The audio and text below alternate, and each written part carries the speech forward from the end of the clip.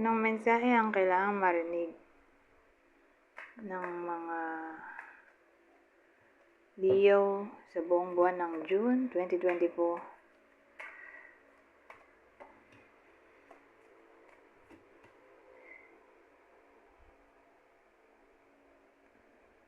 Ano to?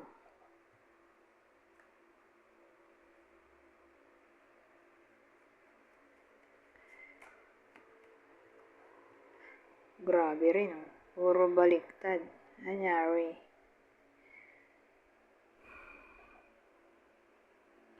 So, may lalaki tayo. Mo like, nagtatrabaho to. Pwedeng poso nyo to, kung babae man kayo.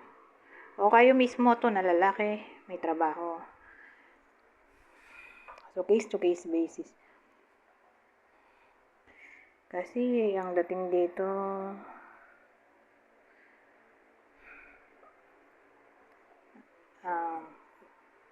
nawawalan siya ng pag-asa sa work niya.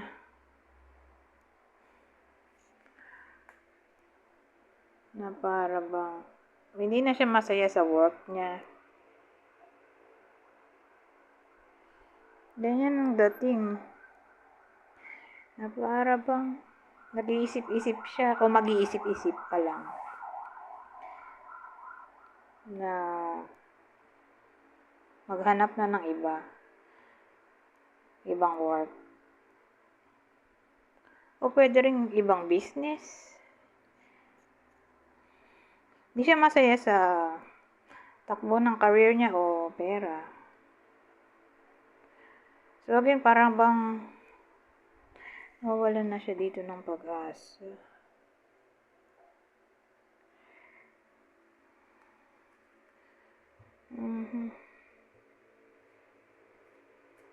So ganyan yung energy sa June. Wala na ba ibang tao dito? Kundi kayo lang. So, move on na tayo sa susunod. Pero June lang yan ha. Wag naman sana. Sa buong taon. Grabe din. Pero, June lang yan. 2024. Okay?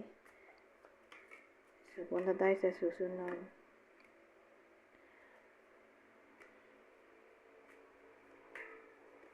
Saka lalaki lang yung tatamaan doon sa unang spread. Hindi kasama babae.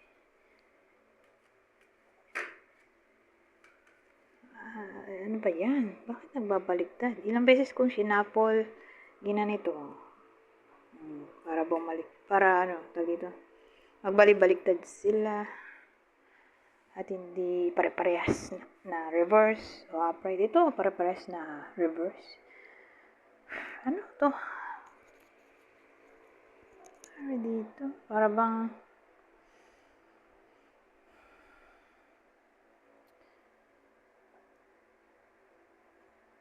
konektado para bang konektado to dun sa unang spread. Na ang reason bakit di na siya masaya sa work niya. Kasi paulit-ulit yung nangyayaring unfair treatment sa workplace. Na para bang gusto na niyang ng ibang work para maiba yung environment. Kasi doon sa workplace niya, maraming di mapagkakatiwalaan o prone sa corruption.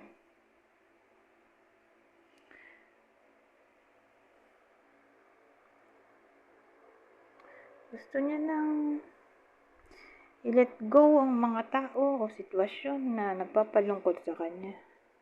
Somehow, gusto na niya magkaroon ng bagong work, kaya yun, napapaisip-isip siya. Pero at the same time, hindi rin siya sure kung alis na ba siya o hindi, kasi siguro dahil may position siya doon o may contract, may something na para bang nagpupul sa kanya para hindi rin umalis basta-basta sa workplace, although toxic.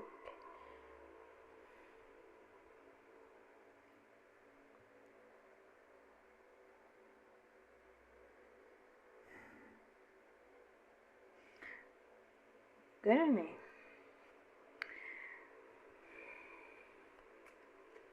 So, nag-continue lang.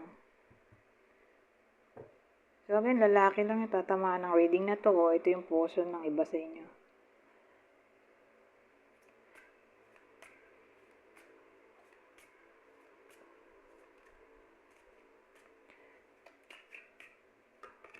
Hanap tayo ng ibang energy. Ito, unexpected connection. Opposites attract. So, yung iba sa inyo ay tawag dito, makaka-attract ng someone. Pero someone na different sa kanila. Opposites attract daw eh. Sabihin natin magkaiba ng religion, magkaiba ng race, na hindi nila inakala, kasi unexpected eh. Hindi nila inakala na mapapall in love sila doon sa someone na hindi naman nila type at first. Pwede rin gano'n. O sabihin natin magkaiba ng ugali. Kaya nga hindi attracted yung iba sa inyo at first. Sabihin natin madaldal kayo, tapos na-attract yung iba sa inyo sa tahimik. O kaya yung tahimik, na-attract kayo sa madaldal. O magkaiba ng zodiac sign. Opposite. Leo to. Sabi natin yung iba sa inyo baka ma-attract sa Aquarius. O yung Aquarius ang ma-attract sa inyo kasi pwede rin yung vice versa.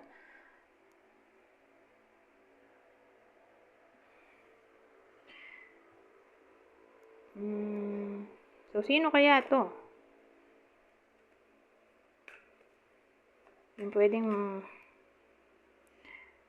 ma-attract sa iba sa inyo o kayo yung ma-attract sa kanila. Kasi unexpected connection eh. Hindi inakalang connection, di ba? Gemini, Scorpio.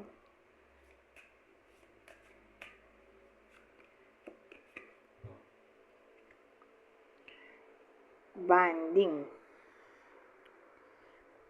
As you get to know each other, you discover many things in common. Oh, magkarugtong siguro to. Kasi parang ang dating, hindi nga, attracted at first yung iba sa inyo. Hindi siya yung tipo ng connection na love at first sight. Hindi. Na para bang, habang nakikilala nila ang isa't isa, bonding, di ba? Doon, ma-realize ng iba sa inyo, o ng other person na compatible pala kayo. O doon pa lang ma-attract habang nakikilala o nakakausap. Ganyan ang dating. So, sa madaling salita, development of feelings ito. Sa magkakaibigan, magka-workmate.